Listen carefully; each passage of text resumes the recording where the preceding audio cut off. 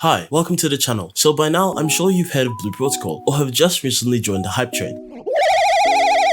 And with this hype comes excitement, and there's definitely a lot to be excited about when it comes to Blue Protocol. But as we have learned, there are also things to be scared of, as time and time again, we have seen new MMOs or MMO-like games come out and repeat the same mistakes that results in the game's downfall. So without further ado, here are some reasons why Blue Protocol could fail, at least here in the West. Going into a video like this, I know there'll be a lot of comments that might be annoyed or upset by this topic, especially with the game not even having a network test date, yet alone a release date at the time of recording this video. So wait, before you get mad, I actually have some counter arguments for each point, and nothing is actually going to happen as I say it unless I have powers. So yeah, let's hope I don't. One reason Blue Protocol could fail is the game may have a serious lack of content at launch. Yes, we will have a story and a lot of weapons and echoes to chase and activities to grind for, but as we've seen before, grinding for gear items such as weapons and echoes can get stale if there is nothing on the horizon, and that can result in a dwindling player interest very early on. Luckily for us, the devs have shown they are planning on events and battle passes for every 50 to 60 days. And we'll be adding story content and additional content such as class updates, life skills, and player housing along with this. But I'm really hoping that we also get some new activities somewhat frequently, as that can really offer something of value to every player, as I'm sure not everyone will be playing just for the story alone. However, being completely honest, I don't expect the dungeon every 2 months, but if they somehow add some form of fun battle content frequently, I'd be very happy with that. Hopefully, that content is challenging, which leads me into my next point. Another reason Blue Protocol could fail is possibly due to its difficulty. A lot of players don't like higher difficulty content, but there are also a lot of players that do. Blue Protocol being able to satisfy both types of player will be very important to its long-term success. This will also give players something to strive towards and accomplish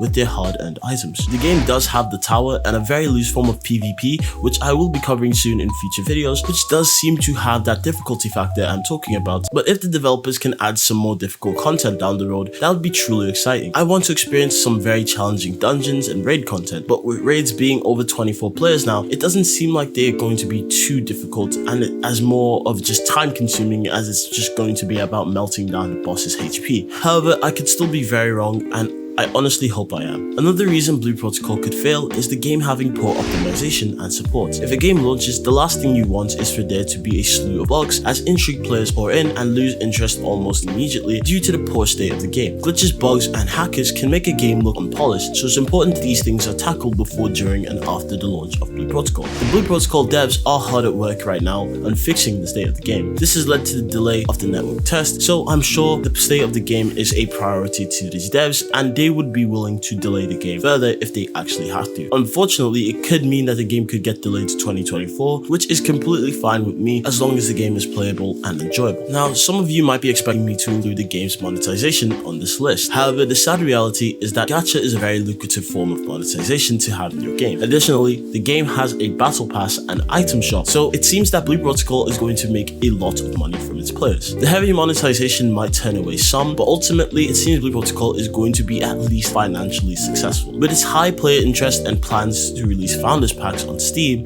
and with the majority being okay with this form of monetization and in-game practices, it doesn't seem like it's going to be too much of an issue for Blue Protocol. Also, let me know if you guys want me to explain the monetization in detail in a future video in the comments below. So that's all my reasons as to why Blue Protocol could fail. However, I really believe it has a very small chance of doing so. So tell me your reasons that I might not have included in this video down below, and if I gave you any information you didn't know already, I would love a subscribe. Thanks for the support during the slow spell of videos. There just isn't too much going on at the moment, but anyway, make sure to get 8 hours sleep as it's extremely healthy, and see ya.